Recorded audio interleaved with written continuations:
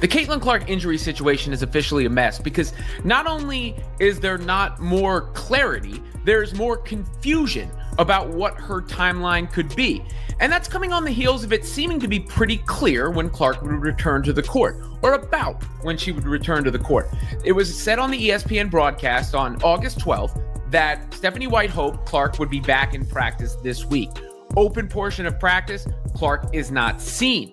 And Stephanie White afterwards said it's status quo until Clark is back at practice. Caitlin Clark's injury saga has spiraled into a full-blown scandal, and fans are calling it the biggest cover-up in WNBA history. What was supposed to be a simple recovery timeline has turned into a mess of lies, contradictions, and receipts that don't add up. Stephanie White went on live TV with a smile, but fans aren't buying it, and now accusations of negligence, deception, and even consumer fraud are exploding across social media. Could this scandal spark lawsuits and investigations that rock the entire WNBA? It's getting crazy, it's getting spooky real fast. Very fast. I told y'all, people have had enough. All of y'all in the Indiana Fever organization who have been lying about this girl injury, not being transparent, and all these things that the fans are feeling, the fans are speaking back. They do not appreciate it. They feel scammed, they feel lied to, and they feel used. Stephanie White's comments on ESPN seemed harmless at first, suggesting Caitlin Clark would return to practice soon. But when Clark never appeared and White doubled back with vague statements, alarm bells rang. Fans quickly pieced together receipts, footage, and timelines that completely shredded the official story. What started as a minor groin injury is now a credibility crisis shaking the Fever and the WNBA. Urge DOJ and FTC to investigate WNBA's misleading practices. Wow. So we are here now. And what's crazy about all of this is that, guys, this is I'm not going to come on here and say that they're going to lose, because if there was an investigation going into this team, they're not going to lose this investigation. Oh, they're going to win. Whoever is representing Caitlin is going to win. The official narrative claims Clark suffered a workout injury on August 7th, but fans quickly uncovered footage of her walking around Phoenix that very same day, looking perfectly fine. This contradiction lit social media on fire, with supporters demanding answers. If Clark wasn't hurt in that workout, then when did the injury really happen? The timeline doesn't add up, and the silence from the Fever only fuels suspicion of a cover-up. Well, what changed? Right? I know there's never been a direct timeline, but all the signs seem to point in the direction of Clark returning soon. Even Natasha Howard saying, "See you soon, CC." Now it's like, wait and see. And there's further information coming out that Clark suffered a bit of an ankle injury in the midst of her recovery process. Did that hinder her return? One reporter saying yes, another reporter is saying no. Bottom line is, we need to know a little bit more. We don't need Caitlin Clark's in-depth medical report, but it's fair for fans to wonder if the Fever and the league's biggest star is going to return to the floor this season, or what the chances are.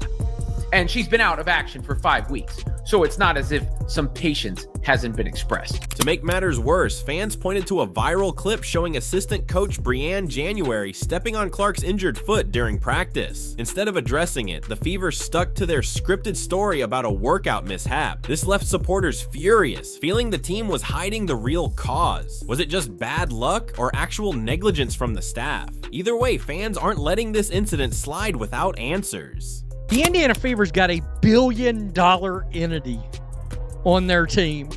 $1 billion damn dollars. And they're a bunch of clowns, a bunch of bozos. You guys look completely incompetent and unprofessional. The way this has been handled, it's a joke. It's a joke. Look, they can't say anything about conspiracy theories. You're complicit in creating them because you won't be open and you won't be honest. The backlash only intensified when reporters covering the Fever laughed while retelling Clark's unlucky injury story. For fans, it wasn't funny, it was insulting. Caitlin Clark isn't just another player, she's the face of the league, the one driving record ticket sales and TV ratings. To see her injury brushed off as a joke felt like a slap in the face, and it cemented the belief that fans were being openly disrespected.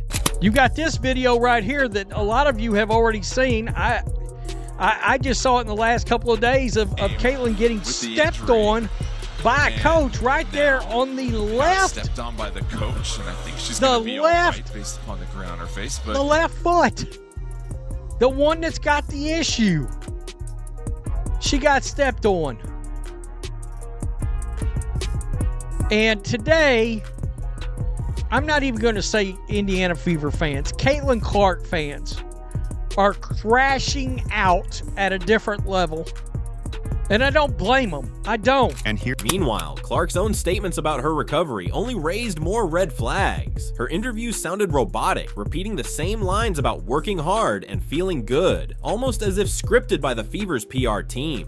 Fans who know Clark's personality felt the authenticity was gone. Instead of honesty, they saw carefully controlled messaging designed to protect ticket sales, not Caitlin's health or the trust of supporters. This practice isn't just disappointing, it's deceptive. Fans invested their hard-earned money in tickets, streaming packages, and merchandise under the belief that they were being given honest information.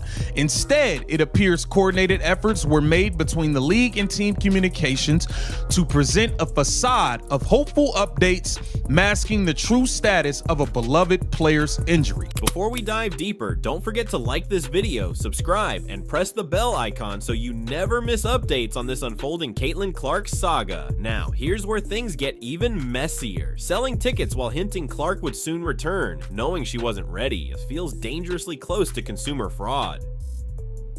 Fans who spent money on games, flights, and hotels under false pretenses now feel scammed. And if regulators or watchdogs view this as deceptive advertising, the Fever could face major investigations, lawsuits, and even lose sponsors. This isn't just sloppy PR anymore. It's a credibility crisis with real legal and financial risks, and fans are standing their ground louder than ever. Goes on to say fans felt excited when they purchased tickets, believing they'll watch Caitlin Clark shine on the court. However, that excitement turned to disappointment as misleading injuries kept fueling false hopes that she would play the WNBA. And hold up, damn, is they finna get a for line? Is they finna get a for line to the fans? Oh my God, hold up, the WNBA and Indiana Fever Indiana Fever have repeatedly engaged in what seems to be a strategic ploy to drive ticket sales and merchandise sales by suggesting that Caitlin Clark return was on the horizon. Holy-ish right now, bro. Oh my God, it's about to get red. Fans are also questioning how Clark's injuries have been handled behind the scenes. Remember, this is year 2 for the most valuable star in women's basketball, and instead of being protected, she's caught in a storm of confusion. Some speculate she was pushed too hard to bulk up quickly, leading to muscle strain and setbacks. Others believe the team rushed her return after the groin injury, only making things worse. Whether it's negligence or poor planning, the result is the same. A star player sidelined far too long, while fans feel strung along with half-truths. The damage isn't just to Clark's health, but to the trust between the Fever and their supporters, a trust that may already be broken beyond repair. I feel like they were lying about her injury as far as like the severity of it. I think it's a really bad injury. I think when they rushed her back that one time, I think she hurt it even more and it pushed the timeline back. Trying to come back and come back quickly. She needs to make sure that she's 100%. The competitor wants to play. We're prioritizing her long-term health and wellness is the most important thing. As bad as it might sound, I think it might be like a season-ending level type of injury, and they're hoping to get in the playoffs and they can somehow get her during the play. And then comes the footage fans can't ignore. The moment assistant coach Brianne January appeared to step on Caitlin Clark's foot. Instead of addressing it, the team buried that incident under the workout injury narrative. That raised a chilling question. Was this really bad luck, or was it negligence by the very staff tasked with protecting her? If a coach accidentally injured Clark and the Fever covered it up, this isn't just sloppy management. It's potentially a scandal that could spark lawsuits, sponsor withdrawals, and league-wide investigations. Fans aren't letting go of this clip, and every time the team avoids the topic, the suspicion grows stronger. And the craziest thing about this last groin injury with Caitlin Clark is how it's been covered. The day after she had the groin injury, she was listed as day-to-day. And then a couple weeks after that, then she was listed to being out indefinitely. Now, ESPN had August 12th as the circled return date for Caitlin Clark to get back onto the court. And just yesterday, she was listed as a game time decision for today's game against the Dallas Wings. And then after practice yesterday, Coach Stephanie White basically came out and said, like, no, Caitlin Clark hasn't even been practicing, so they changed it from a game time decision to her being out. At this point, frustration has reached a boiling point. Fever fans feel betrayed, but it goes beyond Indiana. Caitlin Clark fans nationwide are furious. They bought tickets, jerseys, and streaming packages under the belief they'd see her play, only to be fed empty promises and shifting timelines. For many, this isn't about a single injury, it's about being lied to repeatedly. When a franchise treats its most valuable star as a pawn for PR spin, it sends the message that money matters more than honesty. And if Clark's health has been mishandled in the process, the consequences could last years. Fans aren't just angry now, they're organizing, demanding answers, and preparing to hold the Fever accountable.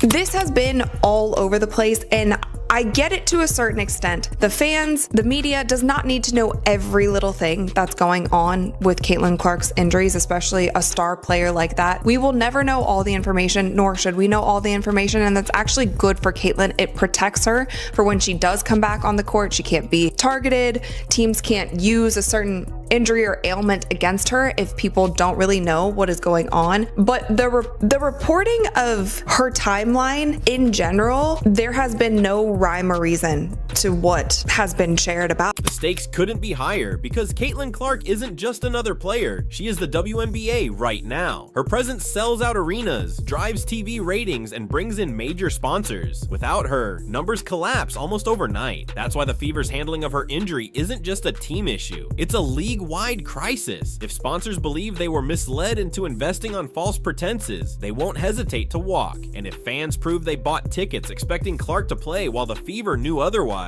that opens the door to consumer fraud claims. This is no longer about speculation, it's about protecting the future of the league's biggest star and the financial stability of the WNBA itself. WNBA, y'all have to figure it out. The people have had enough. I'm gonna let you know exactly what I'm talking about. This thing is picking up steam, and it's a bad look. It's a bad look. It's a bad look. All because you guys refuse to be transparent about Caitlin Clark injuries and injuries around the league. Media scrutiny is already circling, and once national outlets fully latch onto this story, the Fever won't be able to hide behind vague updates. Every contradiction, every receipt, every clip of Clark looking healthy when they claim she was injured will be dissected on a larger stage. And when the words fraud or false advertising hit mainstream headlines, the fallout could be brutal. Sponsors don't want their money tied to scandals, and watchdogs won't ignore a potential case of misleading consumers. Stephanie White may have thought she was protecting her team with a simple story, but in reality, she's ignited a controversy that could spiral into one of the biggest credibility crises the WNBA has ever faced. Look, anybody who saw this could have maybe thought something was up. Brianne January stepping on Caitlin Clark here. August 9th, left ankle, that's where the bone bruise supposedly happened. On August 7th, which is what is being shared now.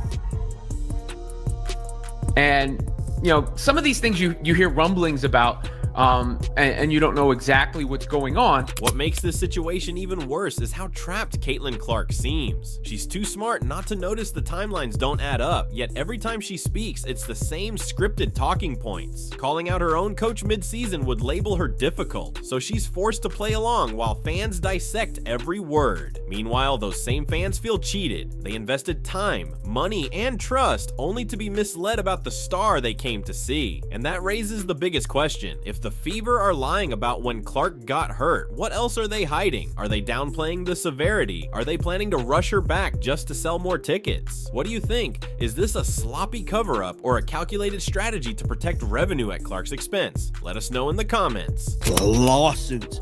Fans, y'all, we might have a case here. We might have a case to sue not only the Indiana Fever, but the WNBA for misleading us, having us thinking Caitlin Clark was going to come back, because we all remember when Stephanie White was on ESPN, she stated Caitlin Clark was on her way to come back and practice and get ready to make a return of a lifetime to the Indiana Fever. Oh yeah, she said that her win around the 12th. Well, judging off your sources, if she got hurt around the 7th, you knew prior to you going to ESPN that Caitlin Clark wasn't coming back when you said she was going to come back. You're lying. You're lying and you're misleading, and it's looking real spooky, and I'm happy the fans is standing up.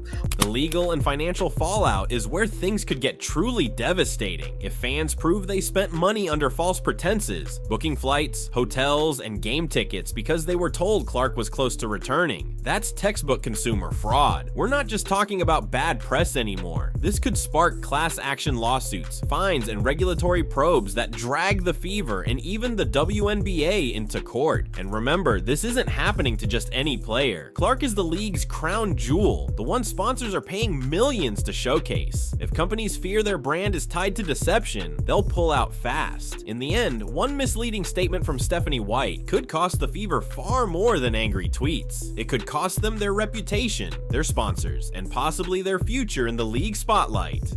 All right?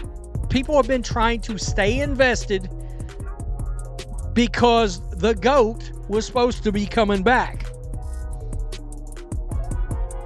I mean, seriously. So let's just take a little of the temperature in the room. I'm not happy with the Fever front office and their fan communications. I have tickets I paid for months ago to go to next Tuesday's game. I have airline tickets. I have hotel, restaurant reservations made. At the center of it all is Caitlin Clark, who deserves honesty and protection, not deception. Every rushed return, every mishandled injury, every vague update chips away at her long-term health. Clark isn't just a short-term attraction. She's supposed to be the face of women's basketball for the next decade. If the Fever continue prioritizing PR spin and ticket sales over her well-being, they risk shortening the career of the player carrying their league. Fans see it too. They've watched Clark battle hard fouls, ignored whistles, and cheap shots, only to now face what looks like negligence from her own team. If this were the NBA and a coach hurt LeBron or Steph, the story would dominate headlines for weeks. Yet in the WNBA, the silence is deafening, and it feels like Clark is being failed from every angle. I am devastated that Sophie Cunningham is now out, and I would like to know if Caitlin Clark will be playing. It's not too much to ask. The Fever need to be more transparent. Absolutely. Absolutely. I shared that. A lot of fans are in this exact situation. Come on. If Caitlin Clark is gone for the year, it's time to show a pair and admit it. Admit it. I got to tell you guys, it's time to go to Fever social media and began demanding, is Caitlin Clark coming back this year or not? Fever fans aren't just upset anymore. They're mobilizing. Social media is flooded with clips, receipts, and timelines exposing contradictions in the team's story. Some fans are even calling for class action lawsuits, arguing they were misled into buying tickets under false hopes that Clark would return. Others want independent medical reviews and accountability from both the Fever and the WNBA. The frustration runs so deep that some have said Clark should leave Indiana's medical staff altogether and return to her Iowa doctors, people she can actually trust. For supporters, this is no longer just about basketball. It's about respect, transparency, and honesty. They refuse to see their star treated as a pawn in a PR game, and the louder the backlash grows, the more it threatens to become a full-blown crisis the Fever can't contain.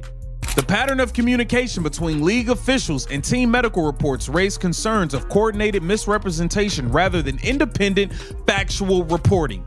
The coordinated messages suggest an underlying intent to protect revenue streams at the expense of fan loyalty and trust. Economic harm has been inflicted on countless fans who, based on false pretenses spent money they have not otherwise parted with. They might not have otherwise parted with if they had known Caitlin Clark wouldn't be taken to court. At the end of the day, this isn't just about one injury, it's about trust. Caitlin Clark is the WNBA's brightest star, the player driving ticket sales, ratings, and national attention, yet she's been caught in a web of vague updates and conflicting timelines that left fans feeling scammed. If the Fever and the league don't come clean, they risk not only losing credibility, but sparking investigations, lawsuits, and sponsor withdrawals. The silence and spin have only made things worse, and the longer it drags on, the deeper the damage to Clark, the Fever, and the entire WNBA brand. What do you think? Will the Fever finally admit the truth about Clark's status? Or will this cover-up explode into one of the biggest scandals in league history? Don't forget to like, subscribe, and hit the bell icon so you never miss updates on this developing story.